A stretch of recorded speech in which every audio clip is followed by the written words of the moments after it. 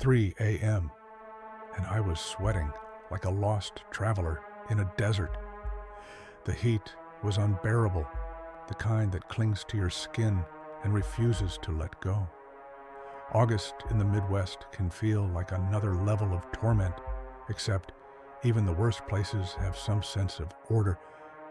You wouldn't find any rugged, unkempt figures in stained overalls wandering the streets of the underworld.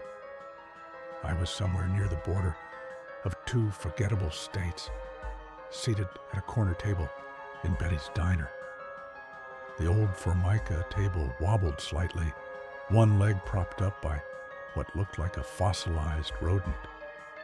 The place smelled of grease and something else I didn't want to identify. I could only hope it wasn't me. By the register, there was a glass jar with a set of dentures inside. They didn't appear to belong to Betty.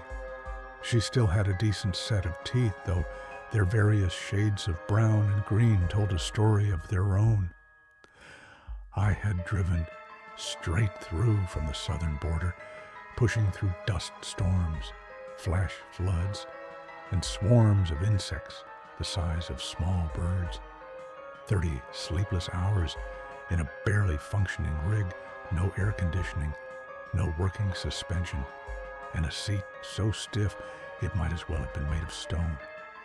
To pass the time, I had taken to shouting passages from an old book I found at a truck stop in my best revival preacher voice. And the wicked shall be cast into the flames, where their sins will sizzle like meat on a grill. A few times it seemed my unwelcome passenger was joining in. Old Slim didn't have the talent for public speaking, but he sure had volume. Scared the life out of an elderly woman in a wood-paneled station wagon. As we thundered past, I caught a glimpse of her face in my cracked side mirror. Eyes wide, hands gripping the wheel like her life depended on it. Maybe it did. She never slowed down, just kept straight as the road curved. That was the last I saw of her before her car crashed through the guardrail and disappeared into the river below. As she vanished beneath the surface, a thought crossed my mind. Would those pink curlers help her float? I had managed to get Slim out of government hands, but I had no plan for what came next. And now, here I was, parked in a forgotten town with a malfunctioning truck and a creature locked in a trailer. I had abandoned Ruby to those government agents, and Homer was drifting somewhere in the Gulf. Maybe I should just send a letter to the authorities, drop Slim in an alley, and let someone else deal with it. Dear officer, approach the abandoned vehicle with caution. Inside you will find an unusual guest, one who does not take kindly to visitors. Best of luck, a friend. But no, I needed to see this through. Slim was my only bargaining chip. If I wanted Ruby back, or at least a chance to make things right, I had to hold on to him. I couldn't be sure she hadn't already told them everything. She was tough, but pain has a way of making people talk. As I rolled into town, I spotted a traveling carnival setting up near an abandoned school. The Jeremiah Traveling Show was notorious for its oddities, its rigged games, and its less than reputable employees.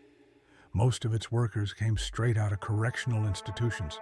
It seemed like the perfect place to do some business. I paid my bill and left a tip. Betty smirked, then slapped me across the face. I sighed and gave her a shiny dime instead. Back in the truck, I drove toward the carnival grounds. The crumbling school buildings and rusted fences made me wonder if Betty had once been a student there. Maybe her missing teeth were still scattered across the football field. I had spent my life wandering through sideshows, searching for some kind of connection. Lobster Boy, the half-man, half-woman, the rubber-skinned contortionist, Each time I thought I saw a piece of myself in them, the world's smallest woman, the strongest man alive, and me, the world's most unlucky private eye. As I trudged through the muddy field, I tried to think of the perfect way to sell Slim to the Carnival, the world's largest larva, Worm Boy, the amazing singing slug. Nothing seemed right. That's probably why I didn't notice the pile of something until my boot sank into it. Looking on the bright side, at least I wasn't wearing my sandals. A burst of laughter broke the silence. I turned to see a lanky, pockmarked carny smirking at me. "Something funny?" I asked. "Best thing I've seen all day." His laugh was an unholy mix of a donkey's bray and a hyena's cackle. I sighed and approached him. Before I knew it, he was on the ground, my boot pressing into his face. He tried to yell, but it's hard to talk when your mouth is full of, well, let's just say unpleasant things. Just as I was considering my next move, a heavy-set man and two towering goons appeared. "What exactly are you doing to Fred?" the man asked. "He offered to clean my boots," I said. Fred made a muffled noise, spitting out bits of whatever he had just eaten. Unwillingly, the man gestured for Fred to get lost. Then, turning to me, he said, "Look, mister, we don't want trouble. Just turn around and leave, and we'll forget this ever happened." I pretended to consider it while sliding my trusty camera from my pocket. In one swift motion, I snapped a picture. "Did you just take my photo?" "Yep." "What for?" "For my brother-in-law." "What?" "He's a specialist." "So?" "He collects pictures of things that give him headaches." The man's face darkened, and I figured I had overstayed my welcome. I made a quick exit, jogging back to my truck. By the time I reached it, the group was still standing there, watching. They weren't chasing me. I could have taken my time, maybe even stopped for coffee.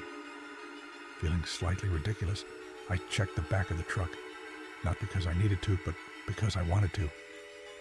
As I rounded the back, my heart sank. The cargo door was unlocked. Panic surged through me as I flung it open. Empty. Almost. Slim had left one thing behind, a steaming, foul-smelling pile in the center of the bed. My only leverage was gone. My truck smelled like a nightmare. A strange creature was loose in the heartland. And the rain just wouldn't stop.